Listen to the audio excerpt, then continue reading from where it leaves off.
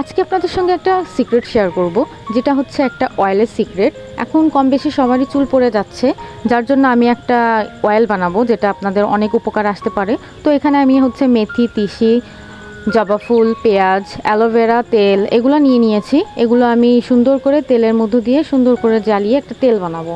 তো ফার্স্টে আমি এখানে হচ্ছে প্যারাশুটের তেলটা নিয়ে নিয়েছিলাম। তারপরে আমি এক এক করে এর ভিতরে সব কিছু দিয়ে দেব। অ্যালোভেরা, পেঁয়াজ, মেহেন্দির পাতা, জবা, তারপরে হচ্ছে তিসি, কালো জিরা, জবা ফুল। এগুলো আমি একদম লো হিটে জ্বালাবো যাতে করে পুড়ে না যায়। তারপরে আমি গ্যাসে দিয়ে দিলাম। এখন আমি এটা লো হিটে জ্বালাতে হবে, বেশি হিট দিলে হচ্ছে এগুলো পুড়ে যাবে। আর যত সময় পর্যন্ত না তেলের কালারটা লালচে ভাব আসবে তত সময় জ্বালাতে হবে।